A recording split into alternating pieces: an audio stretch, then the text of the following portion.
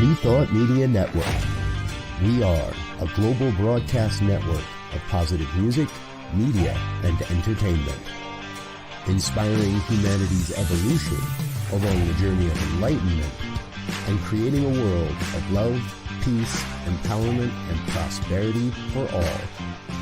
New Thought Media Network. Positively inspiring.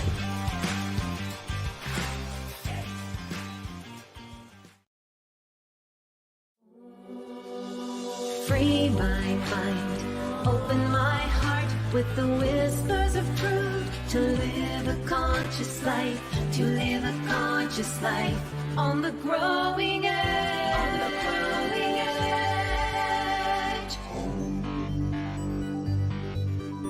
edge. And now, here's Allie.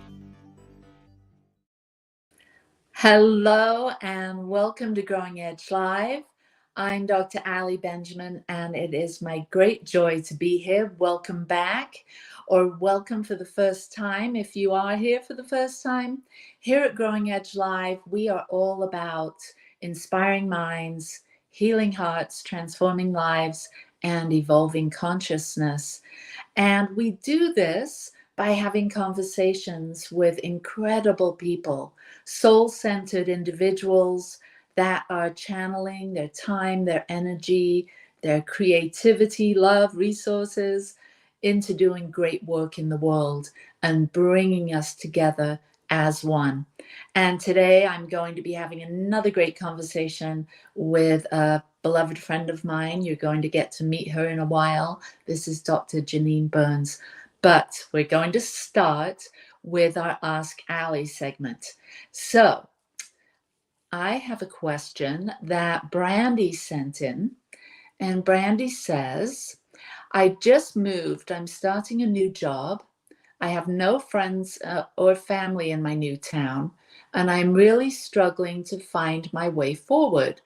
I have never experienced this amount of fear and anxiety. Please share some insights around fear, loss, and new beginnings. Wow, this is so timely, as I too have moved recently, and so I can really relate to some of these things that you're talking about.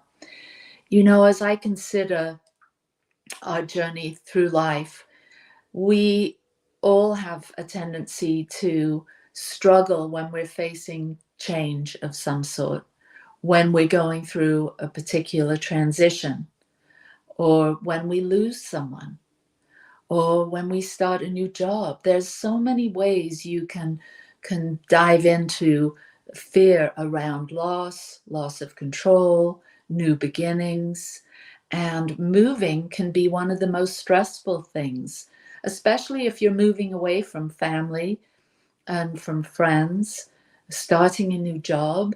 You know, all of that together can be very anxiety provoking. And so I do have some ideas that I'd love to share with you, Brandy, to support you in starting this new chapter that you're beginning with a sense of groundedness. And so I think really when we're about to embark on a new chapter of our lives, there can be so much chaos with the actual physical move and all of that.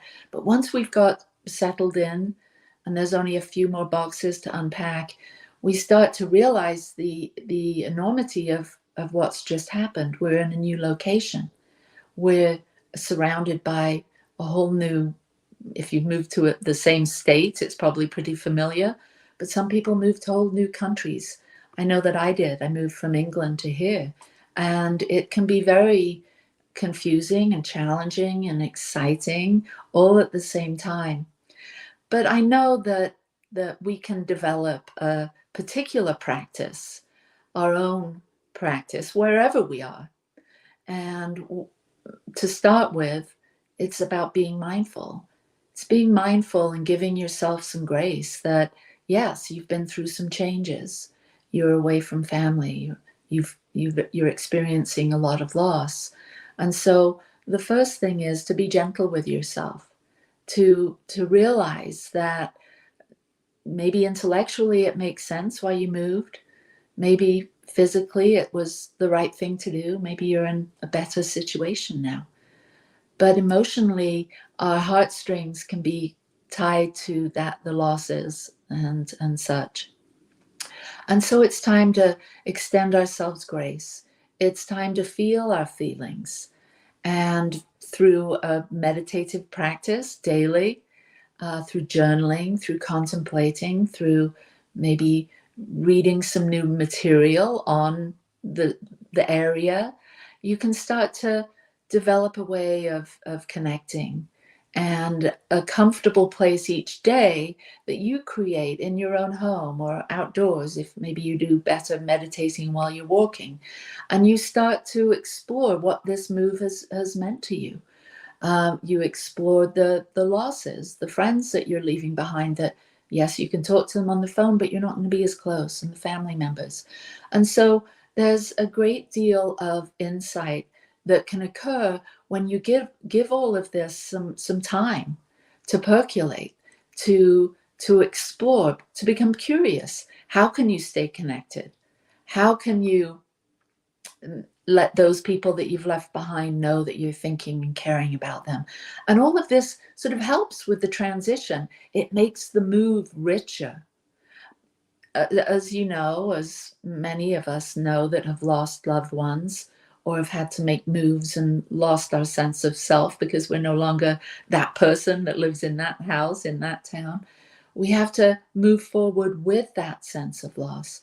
And sometimes it takes months, years, the rest of our lives to sort of carry a little soft spot for that memory, for all of those memories of how it used to be.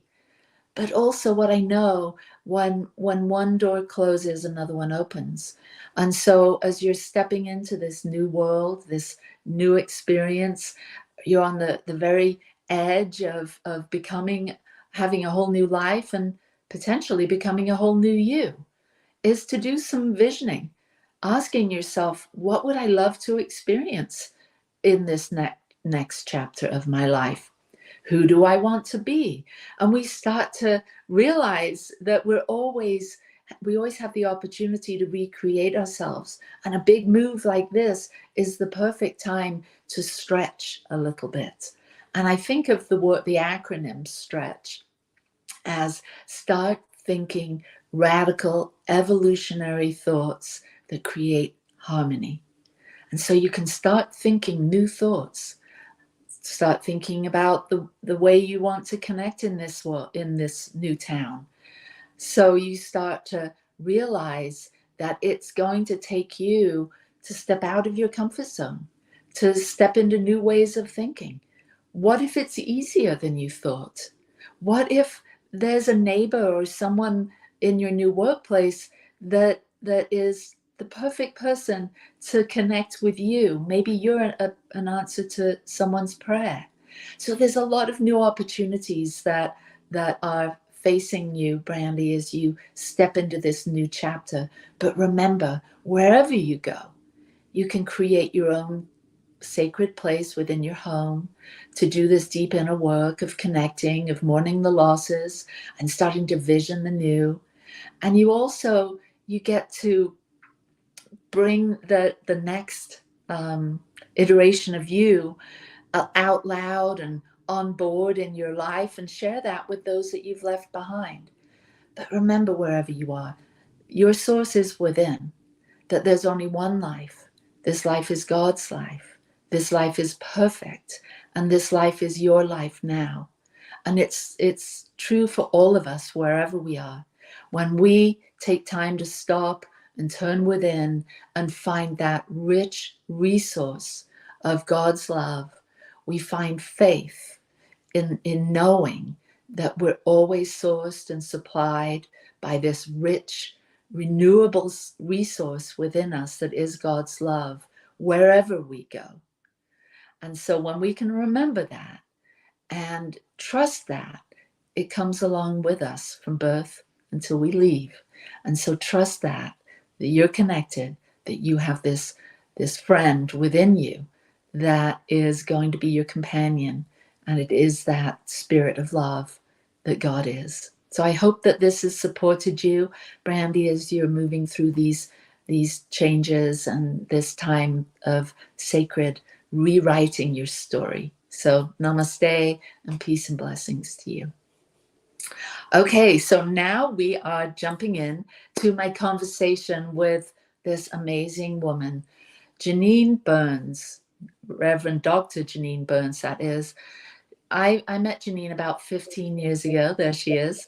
And we are, both of us, we're part of the affiliated New Thought Network. And I know many of our viewers are a part of the affiliated New Thought Network. And many of them probably know you because you are a staple. You are a foundational member of ANTN and Emerson Theological Institute. The two of them go hand in hand. Anyway, so we met, we're part of this same organization, and we met about 15 years ago. And so I'm going to tell you a little bit about Janine. Dr. Janine Burns holds doctorates of religious studies and divinity from Emerson Theological Institute, and she is an ordained minister. As the director of the Guiding Light Foundation, youarethelight.org, Janine serves as a celebrant performing celebration of life, funeral, and memorial services. Dr. Janine also does a lot of nourishing people with her spiritual food. She does it on social media. She does it if you meet her in person. She's got these really beautiful cards, and I have some over there on my altar, where she talks about food for the soul. And so, Dr. Janine, welcome to Growing Edge Live. Oh, so nice to be here, Ali. Thanks for having me. Yeah, you're so welcome. And so usually to begin with, I like for my audience to get to know my guest. And I'd love it if you would share with us how you got to be Reverend Dr. Janine. This didn't all happen, over the last couple of years. No. When did you first realize that you were interested in spirituality? Was your family religious? Did you grow up that way? How's your evolutionary journey been?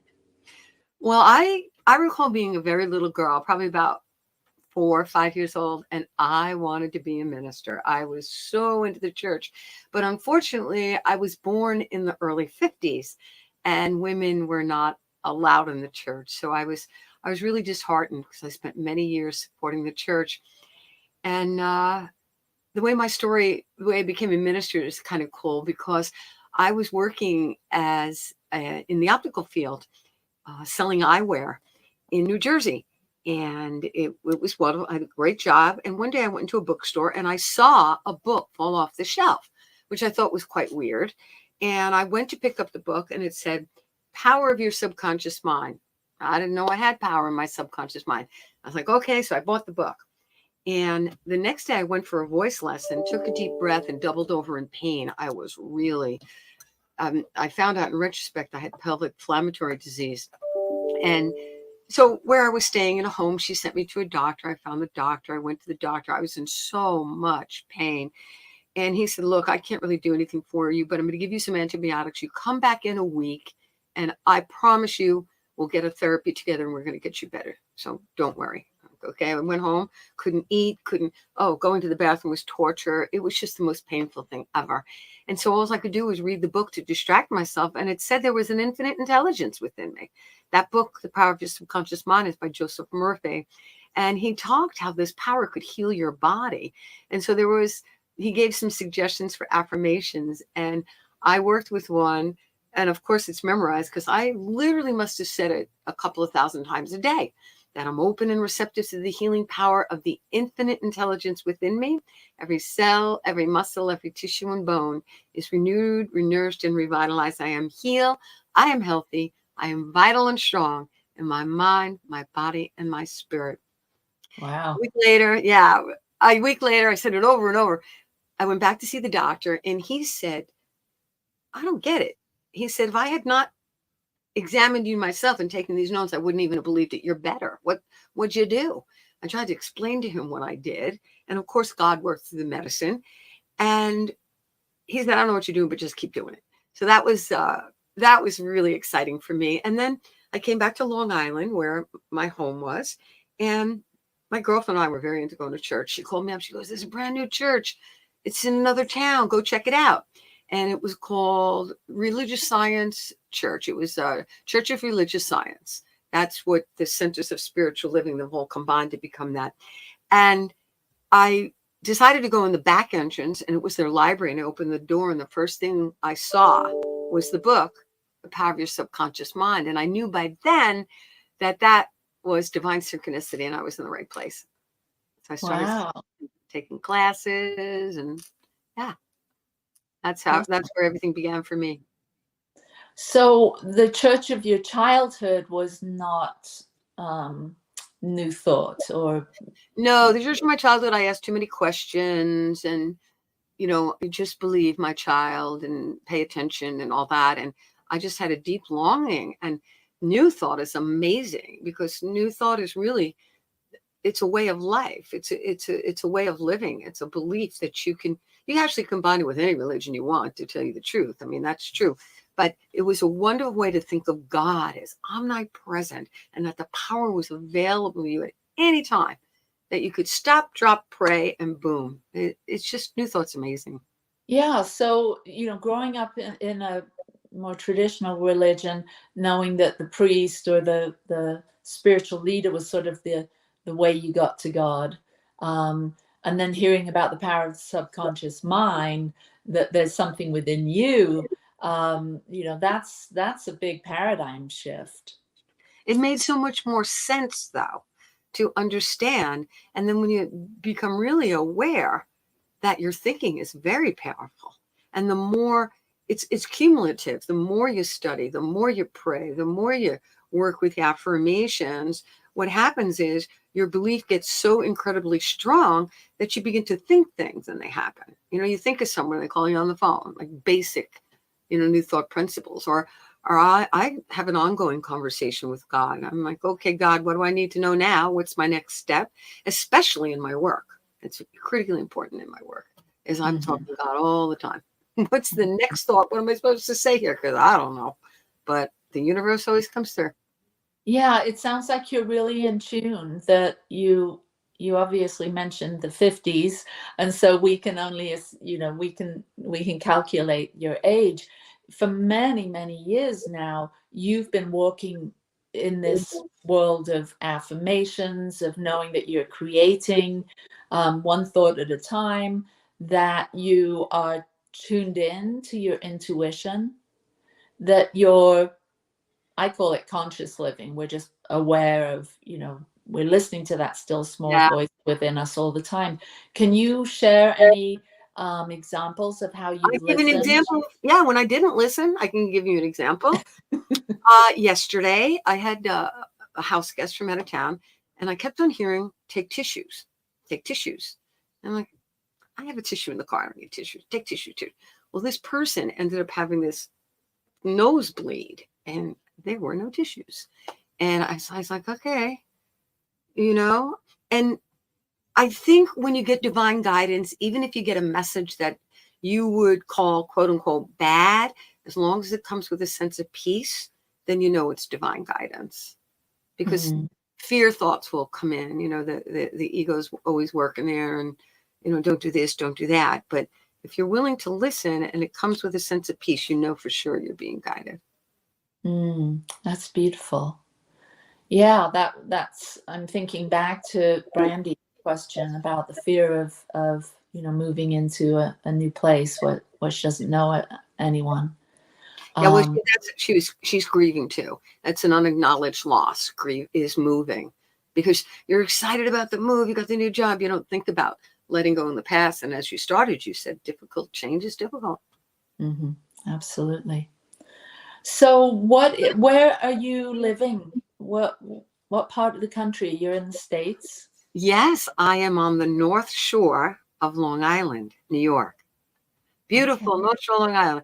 Little cold, might be a little cold, might be in the 20s today. Yeah. I'm here in Utah, and it is chilly and snow-covered mountains. Oh, it is? Okay. Yeah. So you've lived your whole life there? I have. I was brought up here, and my dad was a big boater, so I was brought up boating a lot. Big fan of boating. Yeah. So is that a pastime, a hobby, boating? Some could say it's a job because, when you volunteer so much, you could think it's a job. Yeah, I'm a vessel safety examiner.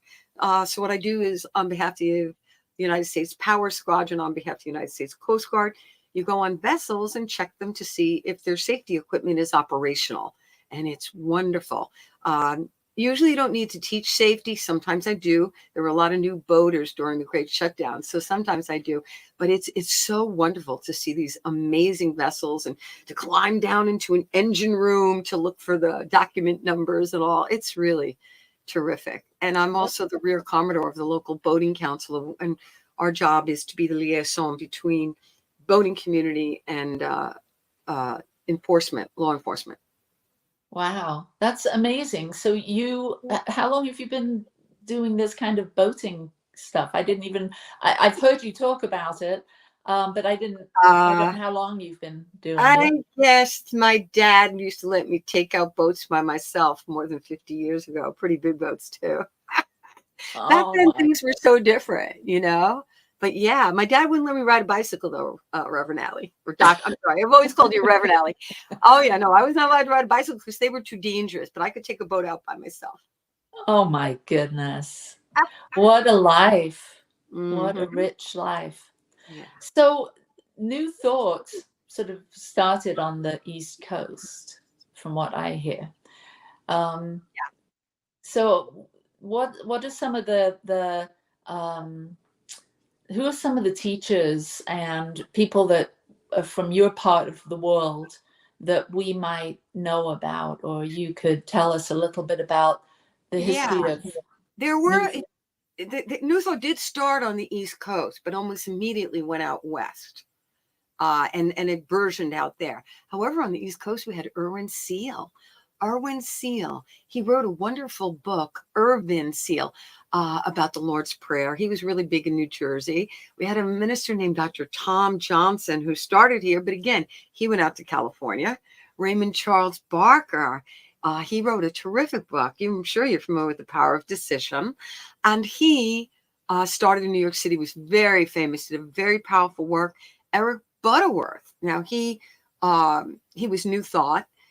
He did powerful work in New York City, Eric Butterworth. There was Dr. Stuart Grayson. And then there weren't that many. When I started, I was ordained 35 years ago, and there was nothing here. There was only one center here is what I meant. In Long Island, there was one in the city, there was one in Connecticut, and there was one in Massachusetts, and one in New Jersey, and that was it back in the 70s. But things have grown so much now. Because of it being a way of life. And there's been a lot of people who've kind of taken the teachings of New Thought and brought it up under psychology and put their own spin on it. Even with something I'm involved now, havening techniques, it just astonishes me how that all that information is basically proves what we teach and believe in New Thought. That your thinking is creative and that you can change your thinking. Science is beginning to approve what we teach in New Thought. Absolutely. So what is it that you do? Do you have do you go to one of the centers in the area? Do you speak? Do you teach? I fill in for, I used to speak a lot out in East Hampton, but they closed that center just recently. Unfortunately, a lot of churches and centers throughout the states have closed from the Great Shutdown. But what do I do now? My goal is to help people who are grieving. I do celebration of life, funeral and memorial services, and I don't talk particularly about religion. I do talk about how the soul lives forever. I talk about how time does not heal all wounds, and whoever said that never loved deeply, because with time, nothing really changes. You never get over loss. It's like a cut. It heals from the inside out. And every time you bump it or something comes up, it gets raw again. And so I've been working with people who are grieving. And I love to perform the celebration of life funerals and memorials, because when people are at their worst times in their lives, that they're just so hurt, that you can offer them hope and solace. It's just, it's such a wonderful thing to be able to do that. Beautiful. Well, why don't we jump off and take a small break, and we will be back in about 3 minutes with Dr. Janine. See you on the other side.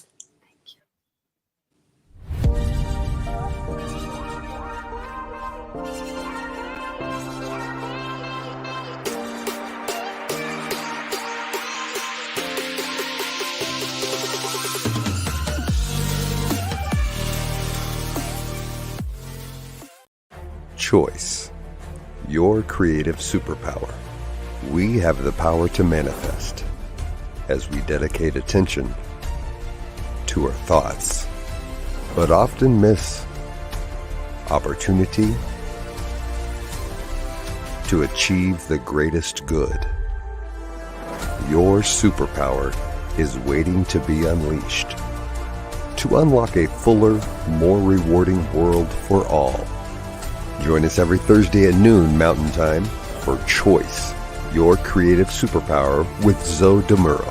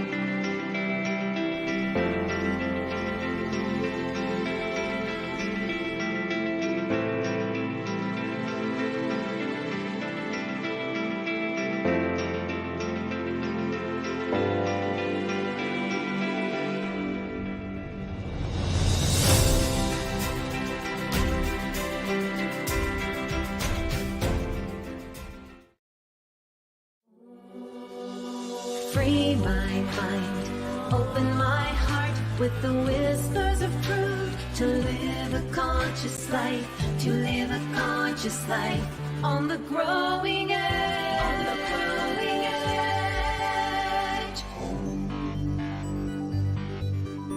edge. And now, here's Allie. We're back. Good. So you were talking about doing memorials and funerals and loss. And I'd love to dive into that a little bit. You know, I was on the break, I was thinking, do I really want to go down this path? But I think I do. So you've made several comments on the big reset, or I'm imagining we're talking about COVID and everything that happened, the lockdown and all of that. And I know that affected me deeply. I know it affected a lot of my family and friends. It really was a huge opportunity for us all to kind of face ourselves and our fears and uncertainties. And many of us did lose a lot, lifestyles. I know our two centers, two churches that I was leading, we closed the doors. And so I know for many of us, there's been this everything's is coming back online, so to speak. But for many of us, it's not as it was, and it takes time. And so I'd love to talk a little bit about how you have experienced loss, talking about loss, how, doing memorials and funerals, you're right there with people that have just lost someone that's very close to them. So this is a big part of your work and your life, is being with people that have experienced loss. And so let's dive in and have a deeper conversation about that. What have you found? Have you experienced a significant loss that sort of Oh gosh. made you I used more able to be that one that holds space for others? I've experienced so many losses, which probably made me available to that. I used to teach for Reverend Ike Curata in New York City, and so many of my students passed away. And I remember saying, God, could we just go 3 months without someone passing away? It was just amazing to me. So loss is tough. And I think what's happened, people call me Rev, I'm so depressed. And I talk to them. Depression is a clinical diagnosis where you really can't get your act together. You can't get up, you can't get dressed, you can't get moving. Similar to grieving, but I believe a lot of people are grieving. In fact, I'm giving a talk at the 2024 International Havening Techniques Conference in June, and I'll be talking about that. People are grieving. They're grieving a loss of life, and we lost a lot of connection. We can certainly connect on this platform we're on now, and StreamYard and Zoom and Skype and wherever else, but we've lost our interpersonal connection, and our spirit is our highest priority is our connection with spirit and then with others. So we were able to continue on with our own spiritual worth and connecting with God, but not with others. And in the line of values, that's our highest value. So it's very difficult. And a lot of people are still struggling with that. And so what happened for me, which really sprang me forward in a different direction, was I was asked by it's called Pylon, a cemetery here, big cemetery, to give a keynote talk at their opening event for people who couldn't bury their loved ones due to COVID. And I gave this talk and was just astonished how many families were coming up. One family came up 4 times. They lost 4 people. They couldn't properly bury them and say goodbye. And I was like, God, I got to do something about this. Tell me what I do. So the lady where I gave the keynote speak, she put me on their mailing list, and they started a once a month program for people who are grieving. I figured, why not tune in? And I did. And I learned something called havening techniques. Havening techniques. There was a lady, her name was Irene, it's hard to pronounce, Hajisava, Hajisava. And she's like the OG of grieving, right next to the people who created it. And so I learned havening. I was on this workshop, and this lady took us through this simple exercise where she told us she knew a neurosensory technique, neuro having to do with the brain and sensory having to do with touch. She explained that havening was the word haven meant a place of safety and comfort. And she taught us the primary ways to self-haven. And so one of them is stroking on your face. I typically wear eyeglasses, so I like to stroke my forehead, then my cheeks. That's one primary way. Downward on your shoulders. This creates what happens, and it's a complex process. To even talk about how it happens, how the brain works, is ridiculous because you can't get everything. This is the third way, rubbing your palms. But what it does, it activates Pacinian corpuscles. There's a whole chain reaction, goes right to the amygdala where the flight and fight response is stored, and it produces low frequency delta waves. There's like this whole chemical cascade in your brain, calcineurin, calciumodulin, and then the amygdala, the low frequent delta waves are emitted. Even if you just sit there and do this for 30 seconds, you'd be astonished how your body down regulates, And so what happens then is serotonin is produced. Serotonin is known as the happy hormone, and dopamine. There are 7 techniques to havening, but just to know how to haven, just to know where, this is the most effective way. In Chinese medicine, there's a meridian here. It goes right to the amygdala. You want to calm yourself down and get centered. This is the quickest way. The head of havening, the founder, has an affirmation. I am safe, peaceful, and calm. I usually say I'm peaceful, safe, and calm. It makes more sense to me. Peaceful, safe, and calm. And it's been just tremendous. And what happened recently, I did a service for a woman. She had an egregious loss. It was just egregious. The worst thing you can even think of. And so I stopped her on the middle of our, because I interview them before. I don't just walk in and do a service and leave. I connect with the people. I want to really honor and support them as they move through the loss. And I said to her, look, let's just stop right now. I want you to trust me here. And I want you to put me on speakerphone. I want you to gently stroke your forehead. And as I'm talking to her, and I was speaking to her calmly about, how she was feeling, and she's havening. And like a minute later, I was saying, in this moment, I am safe. In this moment, I am peaceful. In this moment. We finished. How do you feel? She goes, I feel amazing. What'd you just do? I said, well, it was your body, because God really, really, really gave us everything that we could need to live a peaceful, a productive, a rewarding, a prosperous, joyful life experience. Everything. It starts in our thinking. And havening is an amazing neurosensory technique. There's one of the techniques with healing, Reverend Allie, that is so crazy. If you have PTSD, I, as a certified practitioner, have been trained to help you remember the incident, but not the emotional, psychological pain. So this lady's son died in a most egregious manner. And I helped her. She found her boy, and it was so traumatic.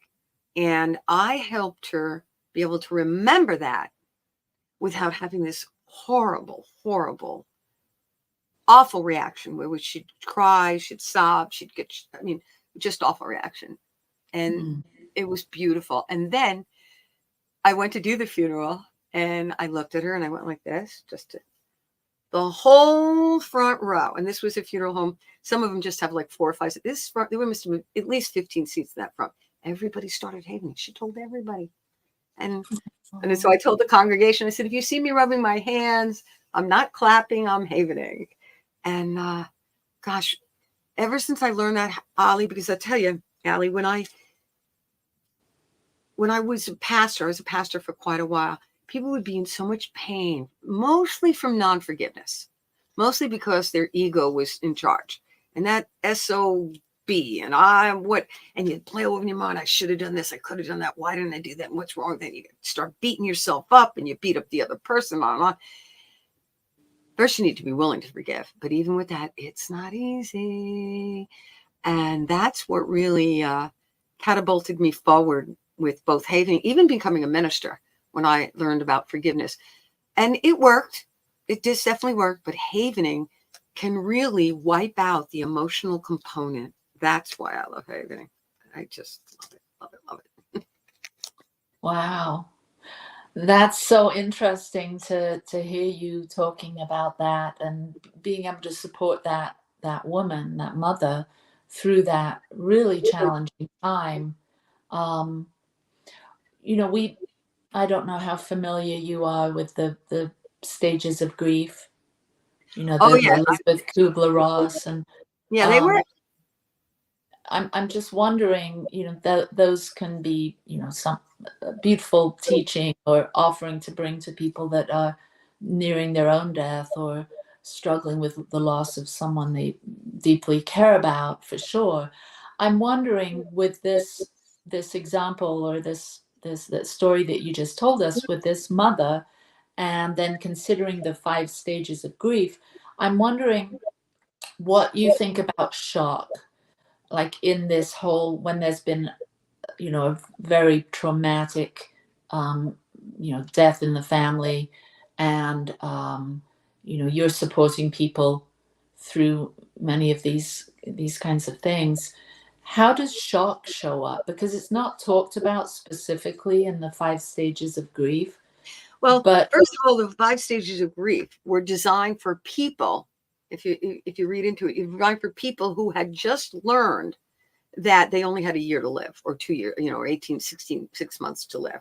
That's why they wrote that book. But people have taken those stages of grief and translated them to what you go through. And the issue with that is that there aren't really stages of grief. You go back and forth and up and down and over and under with grief. Grief will just kick your butt. I can remember one time being in the grocery store, and I'm bopping along. My mother had died about a year prior. I'm like, I go past the eggs, and I suddenly break down. Why? Because my birthday was in a couple of days, and every year my mother made me crepes for my birthday, breakfast in bed, crepes. And even as an adult, she'd come over to my home and make me crepes. And what are crepes made with? Eggs. So I went down the egg loss, and I lost it. But what really helped me is I know that grief is like a wave. If you allow it and allow yourself to feel horrible, like you're walking through hell, or feel like you're going to die yourself, and you just allow it, it passes. Even if you don't allow it, it will pass. But if you allow it, you heal from it much more quickly. The way out is through. The way out is through. And we resist. So many people are grieving, and we just resist it so much. We push it away. And we know that what resists persists. It's what do they used to call that? What does Jerry call that? Dr. Jerry Troy, or spiritual bypass. Yeah. We have spiritual, everything's in divine order, everything's fine, not taking care of the emotional component. That's why when I learned havening 2.5 years ago, it changed everything. I had such an amazing tool to help people heal from traumatic loss, help people. It's also used for revitalizing and recharging yourself. There's 7 different applications. So, but just like I said, to learn the simple techniques to soothe yourself are just amazing. Yeah, I was thinking that, because I've experienced a big loss with my son too. And as you were sharing about this mother, I was connecting, and I was thinking that the havening, what you showed her, could be a really great tool, not could be, is a really great tool for someone that's in that level of shock, such a it was hard. Her son had died by suicide. And so when she found him, it was a horrible, horrible shock. So this technique has been wonderful. And she's been all over YouTube looking at all the havening technique videos and doing them all. There's 2 minutes to an hour. And she's really, she's actually thinking of being a practitioner herself.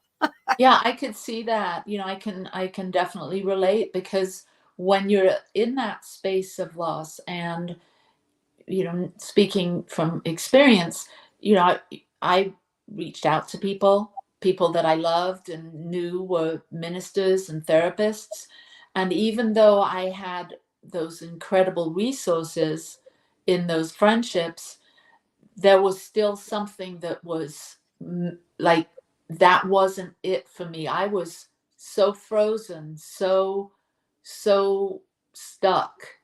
Yes. With these images, with these Right. thoughts, with these Right. emotions, that even, the talking therapy, the, connecting with friends, while all of that was helpful, there was still something. And I wish I had known havening at the time, because there's that, I would imagine, would make all the difference. It truly, and even at this point, it could even make a difference in terms of the memory. So there's different types of havening, and there's one called outcome havening. You could change in your mind the outcome. What happens is, and you can't really separate the parts because it's one big dynamic. But when I studied the science, what happens is there needs to be certain parameters for an encoding, for a trauma to be encoded in the brain. One of them is inescapable. You can't, when someone passes away, you can't make them alive again. You just can't. So you can't, there's the trauma. And what happens is there's these little AMPA receptors. They're like antenna on your amygdala, and your amygdala goes right away really fast. If it starts to perceive a threat with less time than in a blink of the eye, it checks with the hypothalamus, the thalamus, before it decides if there's a threat or not. And you'll notice if someone gets too close to you in the car, or someone goes through a stop sign and about to hit you, you get an adrenaline rush. Your amygdala is right there to protect you. So when there's a trauma, these little AMPA receptors, they're called AMP, they get potentiated, and you get an adrenaline rush. And what happens is they get encoded in your brain. They literally get glued in your brain, because your amygdala's job is to protect you. And then after that, it wants to know if you're happy and safe. But its first job is to protect you and keep you alive.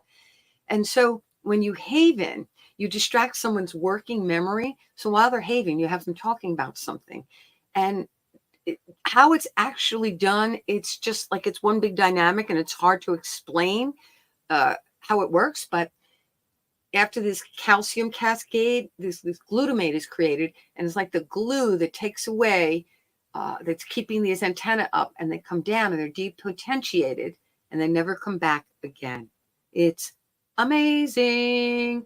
So you will remember the event, but not the hurt and the pain. And I'll do people afterwards to be like looking around like, you got to give them a second, because they can't believe how different things are, how things have changed. The brain is absolutely amazing. Just serotonin, oxytocin, GABA-aminobutyric butyric acid, all these are created just simply by rubbing your palms. Remember when I first started doing funerals, and there's not a lot of, I was going to say chicks, there's not a lot of women out there doing funerals. And I would get there, and I'd show up, and I'd find myself havening, because a lot of people intuitively haven. You'll see people go like this, they'll rub their head, or they'll go, ah. And so I would stand at the podium, and under the podium, I'd rub my palms together, and I'd say, stop it. You're a woman in a man's field. You don't look professional. Stay still. I'd stay still. And then I took the havening, and I realized I was intuitively soothing myself in preparation of doing a job, because doing funeral and memorial services is mostly about energy. You have to be able to manage a lot of very sad, grieving people all at once and allow it to move through you. It's also important to know that you're working for the universe, because that's the only reason you can do it, is that God's got you back. And in New Thought, we teach that the direct inheritance from God is divine love and divine wisdom. Love is the glue that holds the universe together. Love is the energy that connects us one to another, and it's eternal. And wisdom are divine ideas, divine intelligence. And so the universe always gives you ideas, always. And the more you use these, you work with this energy of love and this energy of wisdom, the more it just becomes so obvious. And so you begin to ask, God, what do I do here? Quick. I do that all the time when I'm doing a funeral. God, what do I say? What do I say? Because someone will come up to me and just say something so out of the blue that if you weren't centered, it could just really affect you. And be thinking, God, what do I say? And then you come out with the perfect answer that is so unloving and just what they needed to hear. It's the most beautiful thing in the world. We would always be divinely guided if we were willing to take the time daily to connect. You'll just be guided. Mm. Even I bought a new boat because, my age, if I don't get what I want now, when am I going to get it? So I said, okay, it's a priority to me. And even buying the boat, it was so divinely ordained. I was supposed to go up to, I live in Long Island, supposed to go to Massachusetts. The guy was trying to talk me into buying the boat. I never even saw the boat, and he wanted me to buy it. And I'm like, no, that's not working. So I said, let me look on Facebook. I look on Facebook, and there was a boat that was maybe 20 minutes away from me, the exact boat that I wanted, the exact model and everything that I wanted. And that was divine guidance. That was being willing to be open, rather than, I'm never going to find a boat, and they're all so expensive, and, all the good ones are gone, and, they're going to be in Massachusetts anyway. And that kind of thinking is natural because it comes up from the ego mind, and the ego mind protects you. But then we have to be in charge. Are we going to allow those thoughts to stay in our mind? Are we going to keep thinking, or are we going to say, you know what I did? And I still recommend this to people. When I first got into practical spirituality in the mid-70s, New Thought, I made a list of things to think about instead. Because when you're thinking negative and you only go, oh man, that's so negative, it's hard to think about something to think about instead. I had my little list of things to think about instead.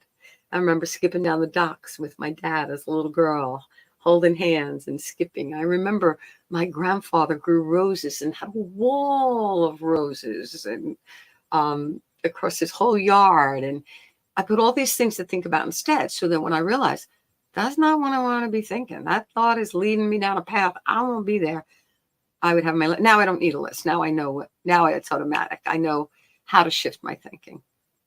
Yeah, beautiful. So how can people get in touch with you or learn about havening? What would you suggest they do? Well, what I'm doing now, beginning in April, the first Monday in April, 6:30 p.m. Eastern Standard Time, I am going to teach people havening, and for free. No buy-ins, buybacks, and because I'm not really interested in seeing clients at this point.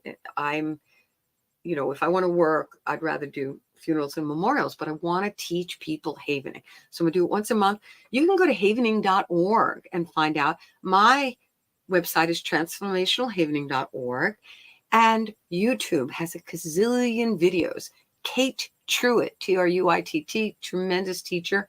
Doug O'Brien. There's so many names. It was created by Stephen Ronald Rudin, Rudin. So there's many ways that you can check out. Plus, every Monday on Facebook, every Monday morning, I do Monday Mindful Moments, and I do havening. Like today, I talked about listening skills, but at the end, I did havening on being a good listener. So that's incredible. That's wonderful. Yeah. So I always like to end the show with this question. We've all heard the song, what the world, the lyrics, what the world needs now is love, sweet love. And whilst that's very true, what do you see in your particular corner of the world, corner of the playground? What do the people in your area need now?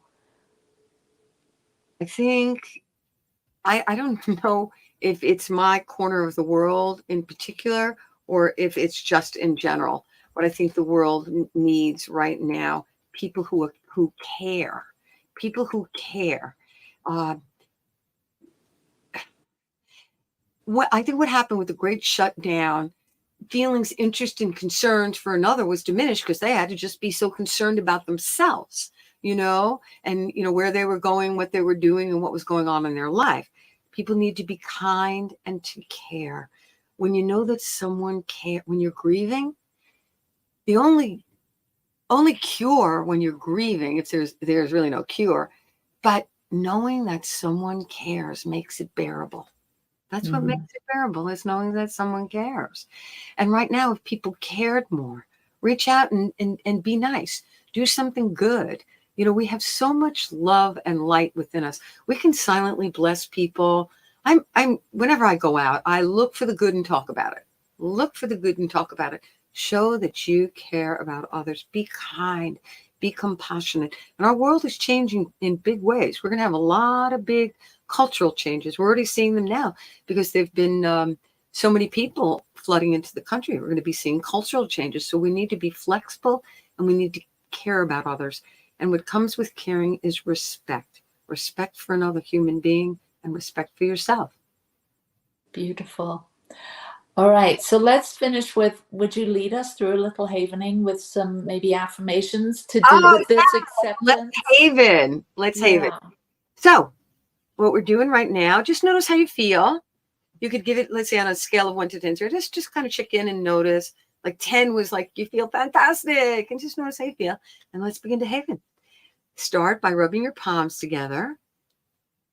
That's a wonderful way because you can always do that on the sly. Nobody knows that you're havening.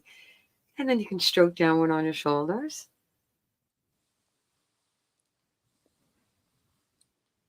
And across your face. And let's spiritual affirmational havening. So what we're doing is creating new neural pathways. And my favorite affirmation is, I am divinely guided in all I think, say, and do.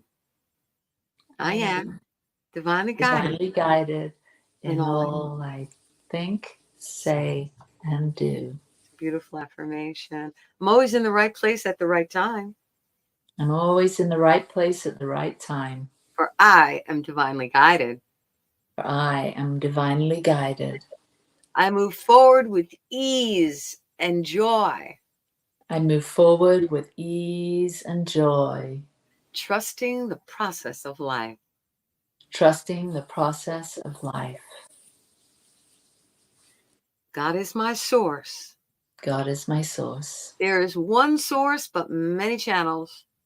There's one source, but many channels. It is God who is the source of my good. It's God who's the source of my good. It's not my employer. It's not the government. Employer. It's God. God is the source of my supply. God is the source of my supply. One source, many channels. God alone is the source of my good. Oh, Ernest Holmes affirmation, page 337, Living the Science of Mind. Good and more good is mine, and ever increasing good is mine. There is no limit to the good which is mine. Everywhere I go, I see this good, I feel this good, and I experience it. It crowds itself against me, flows through me, expresses itself in me, and multiplies itself around me now.